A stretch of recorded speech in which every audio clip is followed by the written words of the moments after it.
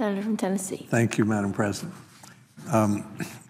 First, I'd like to thank Senator from Maine, Senator from Connecticut for letting me take a few minutes here and to congratulate them on their hard work on this bill. This is a bipartisan bill that has some bipartisan amendments and bipartisan suggestions about a big problem. It's the kind of thing we ought to be working on, and I'm hoping that while we ran into a little obstacle yesterday in terms of our ability to move forward with relevant amendments to the Postal Service bill, I hope we can move back in that direction so we can have a good debate. And I thank the Senator from Maine for her full explanation of the refund. That's an essential part of the bill. Madam President, my late friend Alex Haley, the author of Roots, lived his life by 6 words, which were find the good and praise it. And occasionally I come to the floor and cite an example of a Tennessean or some circumstances in my state that fit those 6 words. A few weeks ago, I came here to talk about a 91-year-old Tennessean, Bill Hoffman in Memphis, who turned down a Purple Heart in 1944 when he was wounded in Germany because there were so many other people, he said, who were hurt worse than he was. And his son thought, since his father's now 91, maybe it was time to get the Purple Heart, so he contacted our office. We got in touch with the Army. Lo and behold, he not only deserved the Purple Heart, he turns out to be one of the last 3 surviving Rangers who scaled the cliffs of Point de Hoc on D-Day, which is one of the most daring and courageous acts of World War II. President Reagan talked about it in his 40th anniversary speech, The Boys of Point de Hoc. And so last week in a beautiful ceremony in Memphis, the Army presented him, Bill Hoffman, not only with his Purple Heart, but with the Bronze Star and a V for Valor, and they gave him a special Ranger tab to go along with it. So that was a good day. I'm here today to talk about another story, 2 extraordinary Tennesseans who are united by both their friendship and their courage. Lance Corporal Franklin Namon Watson, who sacrificed his life for our freedom, and his devoted friend and mentor, Tennessee Highway Patrol Sergeant Lowell Ramsey, who's recovering from critical injuries which he sustained on duty. Namon Watson, or Frankie, to everyone who knew him in East Tennessee, enlisted in the United States Marine Corps Reserve in 2010.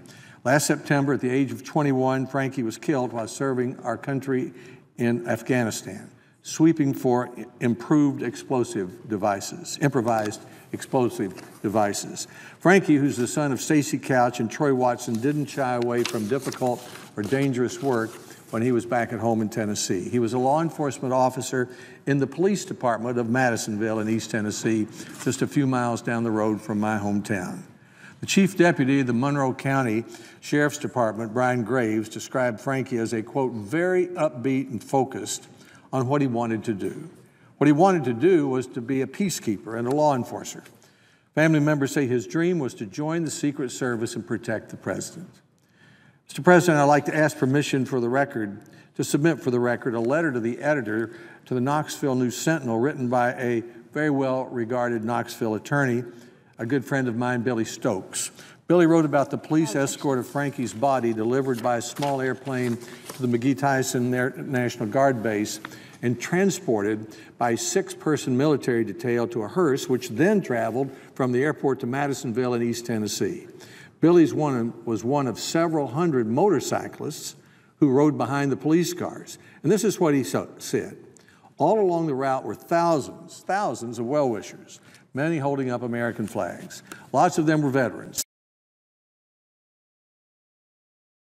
A significant number of those folks were crying. As we got closer to Madisonville, many young men and women were obviously, I suppose they were school friends of Watson's, Billy Stokes was saying. I saw thousands of East Tennesseans trying to honor and respect a young man who had given his all for his country. Watson was a wonderful young man by all accounts from those who knew him best. Billy Stokes concluded, I'm an Army veteran, but didn't experience the horrors of combat. I do know that we now have an all-volunteer force protecting our liberty and our freedoms every day. I'm so glad that we don't seem to take them for granted. I'd never been prouder to be an American and an East Tennessean than I was that day. Now, another law enforcement officer, Tennessee Highway Patrol Sergeant Lowell Russell, helped raise Frankie and was a devoted friend and mentor.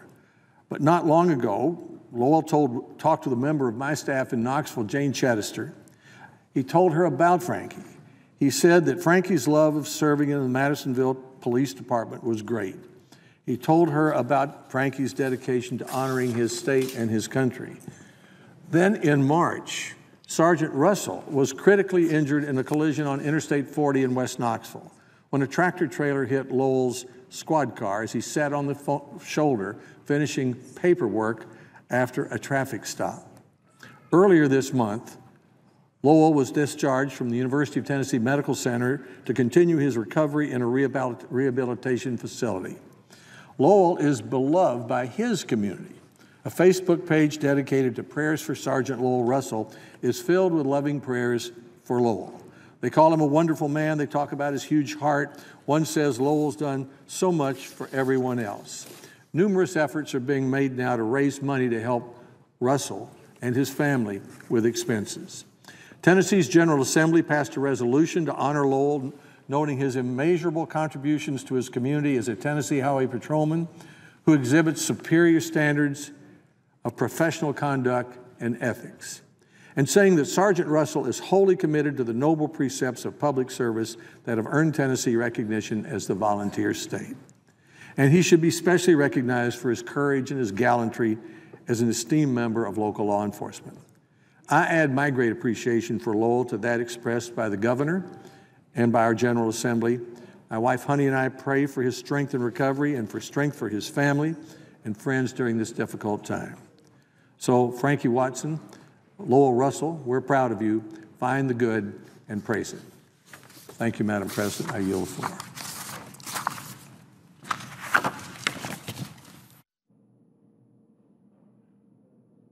Illinois. Consent to speak as if in morning business. Without objection.